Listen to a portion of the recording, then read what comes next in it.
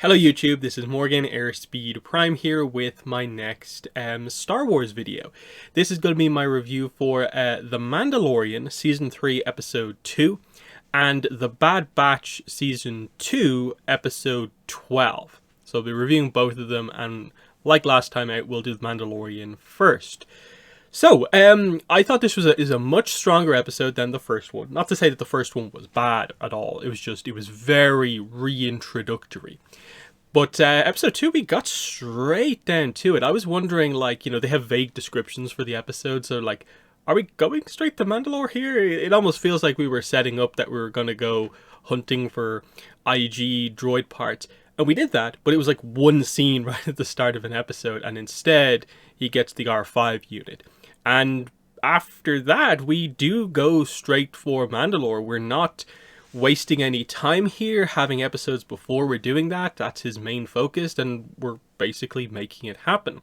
In that, within this episode, he bathes in the waters, the living waters of Mandalore.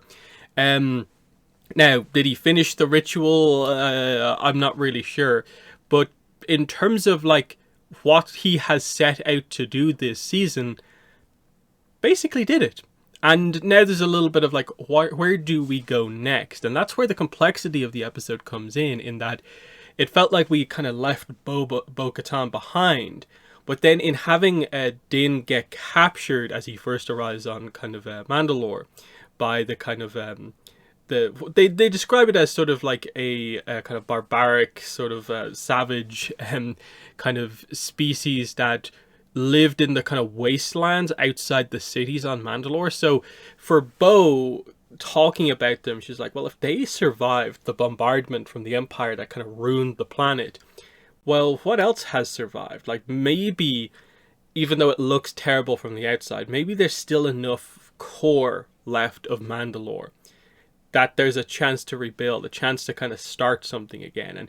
And in a way, that's what the focus of this episode, I think, was. Reigniting kind of Bo-Katan's fire that she had kind of when we first met her. But obviously this season, she seems very depressed. The people sort of abandoning her because she doesn't have the Darksaber and stuff like that. And she seems kind of faithless in all of this. There's a big contrast between Din, in a way, almost being overly focused on the faith, the creed of being a Mandalorian, versus Bo, who even goes across and says, I was basically a princess and stuff like that, but I never really kind of bought into a lot of this. And even more so now, she's very down on everything that has happened and just treats everything from the Mandalorian culture as being a bit of a fairy tale.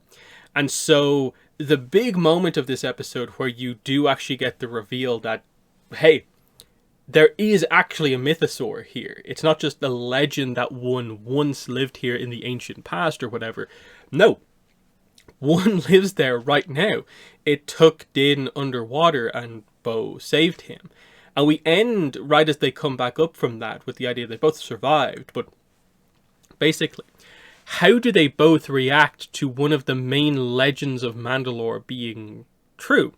Now, for Din, I suppose it helps to kind of solidify his belief in the creed, I guess.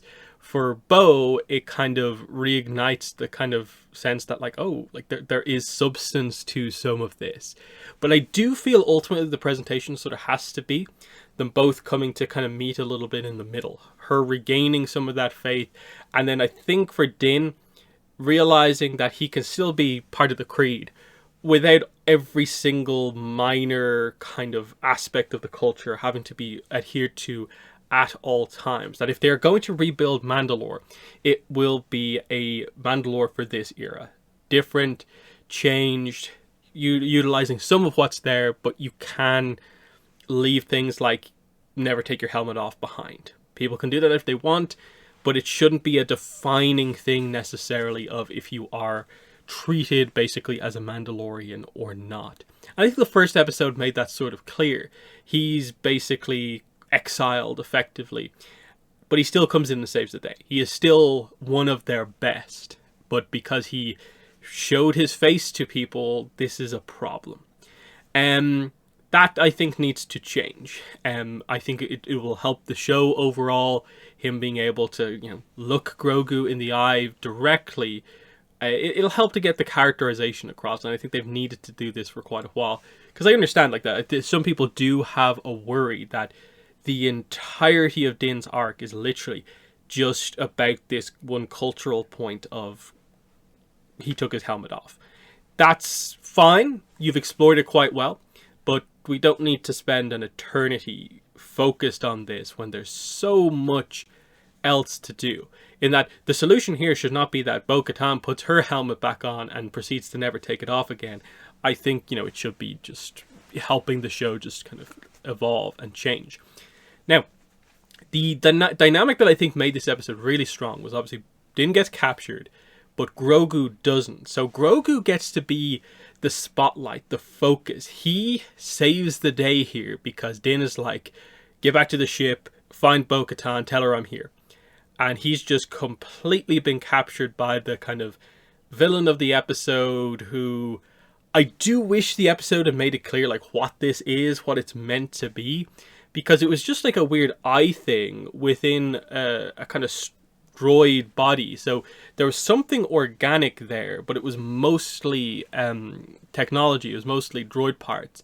And there was some pretty cool stuff in that. Like it felt like the machine was built almost to counter Mandalorians. That like it seemed perfectly fit to just like lock a Mandalorian in their armor into it. And a lot of what was there was to, I guess, harvest all materials from Mandalorians. And that like one of the big things was like, it was what, pumping his blood out or something like that at a certain point. I think that's what they were doing.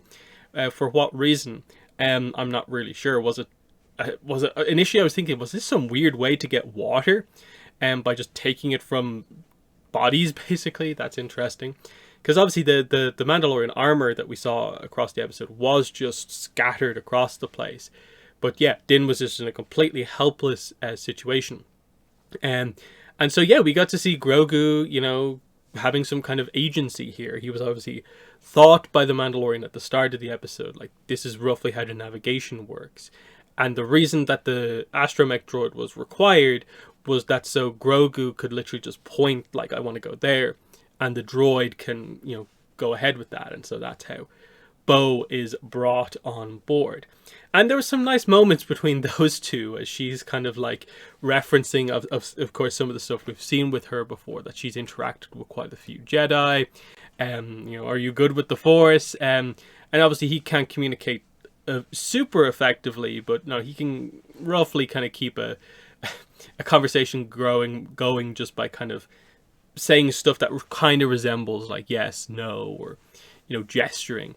So that's one of those things where you feel like eventually you kind of feel like we need to evolve with Grogu and just have like him be able to talk. But like when is that going to happen? Is that going to be a this season thing? Are we going to have to do a giant time skip? Is it going to take 50 years for him to be able to talk?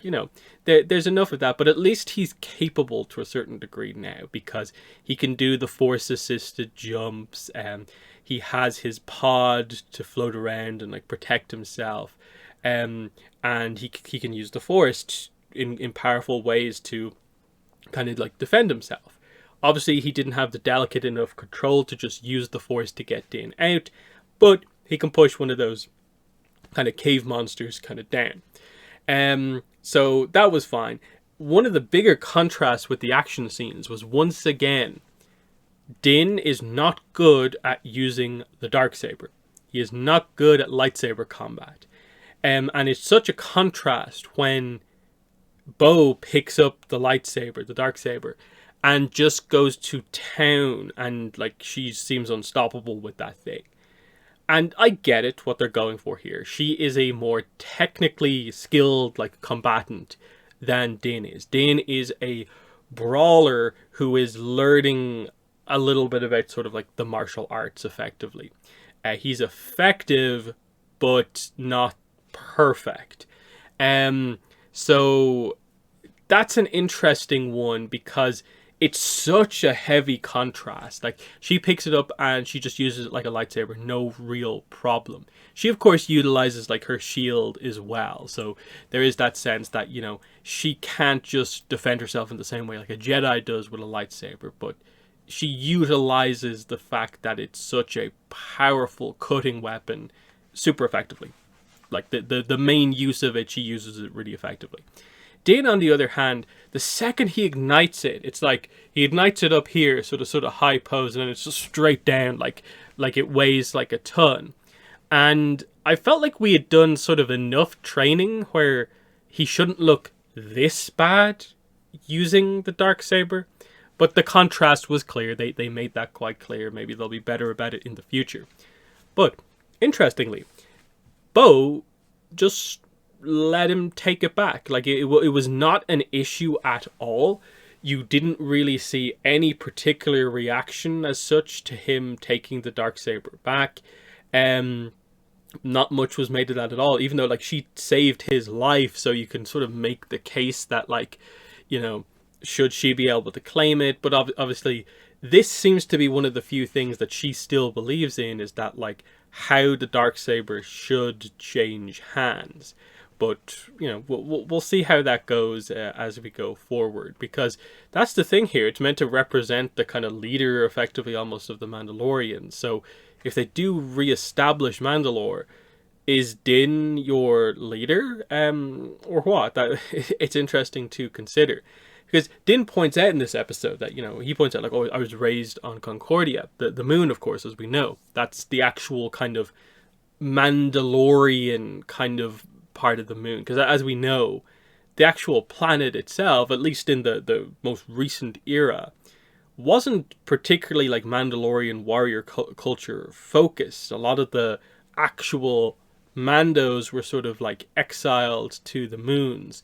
Now, maybe I think that the implication is that was maybe perhaps a newer thing to coincide with the Duchess's, like, you know, pacifist kind of nature, and how she wanted to kind of direct the planet. But still, you get that across, that he wasn't born on Concordia, but he did grow up there after the Death Watch took him in.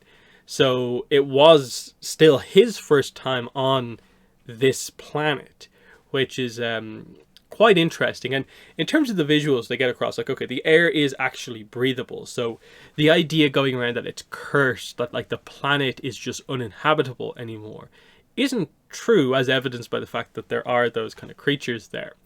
And I guess the living waters are still there. The planet is still active enough that there's a new mythosaur here, or else the original one, I don't know what, is still there. That's huge, I think. I think they're going to view the idea that there's a mythosaur here on a quote-unquote dead Mandalore as being a huge thing going forward. That if that can happen, then we can come back here and rebuild. So what's going to happen from here on out? Because from what I can tell, like, most of the trailer stuff was from, I think, very, very early episodes. I think most of it was episode 1 stuff. And it just feels like, okay, now what? There's obviously going to be some sort of discussion about, like, what a mythosaur being here specifically means. Has Din actually redeemed himself by doing this in the water? He was definitely bathed in the water. He said some of the words. He didn't finish it, but he did what was required, and in front of, effectively, the princess. So, you know, there's that as well. So what, is he just going to want to return to the armorer with some sort of, like, proof of this in a way? I'm not really sure. And then once he does, like, what's going to happen? Like, this could be an interesting thing where, like, Bo is fully, like, reignited by this, and she's like, we should work together to rebuild Mandalore. But he's kind of like, no, I'm going back to the armorer and my people. I should be redeemed now. And we might get her addressing some of, like, you know, telling her maybe her perspective on the Death Watch and what happened. And I don't know, will they reference the whole kind of, like, Mandalorian things, that, like, technically the Death Watch, you know, was led by Darth Maul, a Sith Lord, for a while, and how does Din kind of feel about that? There are some interesting things that they could explore for sure, but yeah, that was pretty solid. Yeah, we did see Peli earlier on in the episode. That's where they got the droid from. The Boonta Eve reference was kind of cool in that it wasn't specifically the Boonta Eve Classic, the race, which now I suppose retroactively is like, okay, it's an important race that happens on a important day, but they just celebrate this day in general. We see the fireworks, so that was kind of nice to get a little bit of kind of Tatooine world building, and at least a name reference was kind of good. But yeah, very, very strong episode in my mind. No particular problems here. And I think what it does probably solidify is that Bo-Katan is going to be a major, major part of this season. Not just a couple of appearances, but like I think we're going to be dealing with her for quite a while here in the season. So with that review done, let's move over to The Bad Batch. So this was season 2, episode 12. So we've got, what, 4 left. I think it's 16 in the season. And we get a Crosshairs-focused episode, which was very interesting. One, because obviously it had previously been the Crosshairs and Rampart episode, but because Rampart has been dealt with, he's been the kind of sacrificial lamb for the kind of reveals from the political episode a few episodes ago. He seems to be out of the picture, which leaves Crosshairs in an interesting position where he has basically been reassigned. He also is a clone, and we see much, much more development on the idea that the clones are now fully being phased out. Forced retirement for some of them is directly referred to here. And then some of the ones that are on sort of like faraway outposts are clearly being phased out by just not getting any support. The idea that they're effectively just like, oh yeah, sacrifice yourselves for this cargo. We'll get the cargo eventually. We won't support you basically at all. With the idea being that I think they are just hoping to watch those clones die out for the most part. And that was the real tragic kind of part of this episode. We get introduced to Mayday and his 2 remaining kind of clone soldiers. Commander Mayday, I suppose, is the full title. And yeah, he's a really interesting clone. Like I love straight away that like he was just completely chatty, talkative, you know, going at what's his name, Lieutenant Nolan, I think was the name of the Empire guy in this episode, who again was talking about them like equipment and stuff like that. And I loved how he's just like, this is an inexperienced Empire officer who has no idea really what he's doing. He's just found his way into a high position and knows nothing about like actual leadership or what's going on here. And he just kind of puts him in his place effectively. But, you know, the lieutenant over the course of the entire episode is just a very hateable character. Perhaps a little overboard with it, but very much in line with the presentation of the Empire. And throughout the whole episode, there's the kind of mystery a little bit about what are the kind of cargo, what is the cargo that they're here to actually bring back, that they've been protecting, putting their lives on the line for all the time on this kind of snowy outpost. And the reveal by the end of the episode comes out is that it's a bunch of new armor. It's crates upon crates of new armor, but not for the clone troopers. This is the like early, like initial stormtrooper armor, as we see. And it was just being stored here. They wanted the old troops to protect the armor for the new troops, and they would get it whenever. And I think it's a notable reveal in the episode, as just it's in a way kind of almost a breaking point for Commander Mayday when he realizes that they just are done with us. They're absolutely done with us. Like, we get like next to no support, no gear, and all we're guarding here is just stacks upon stacks of the new stuff for the new shiny army. They don't even care what we've all been through or anything like that. They won't even, you know, call us by our actual names. They're just ready to dispose of us like equipment, basically. That's the way they treat us. That they kind of treat us in the same way as the stuff in those crates, but actually we're worse. We're the old equipment, and they just want rid of us. And I think for Crosshairs, this was a very interesting one to explore, because I think you've been seeing this in the background of his episodes. He's noticing that there are less and less clones around him. He's one of the only few clones left. And now here he meets some other clones, and you can see they slowly form a bit of a friendship, a bit of a camaraderie between the two of them. That because Mayday is quite talkative and has a personality to him, he's able to get Crosshairs talking a little bit, even having Crosshairs mention like, oh, I was part of Clone Force 99. Now he doesn't say any of the details about it, but even him mentioning that this was his past is pretty notable. And then they set up the very interesting dynamic, which is sort of the idea of like, you know, Mayday always wants to bring back the body of his fallen comrades, whereas Crosshairs is like, it's just dead weight. And they set up the idea of just like, I hope I don't die on your watch because I'll just be left here. And effectively something similar to that ends up happening, except Crosshairs does want to bring Mayday back because he sees the lack of care when the other two clones get taken out. He wants to make sure Mayday gets back because Mayday saves Crosshair's life from the mine that he steps on. Very clever. He's the veteran here in this environment. He knows exactly what to do, and he saves Crosshairs. And they work pretty well together as just like a two-man squad going up against the Raiders.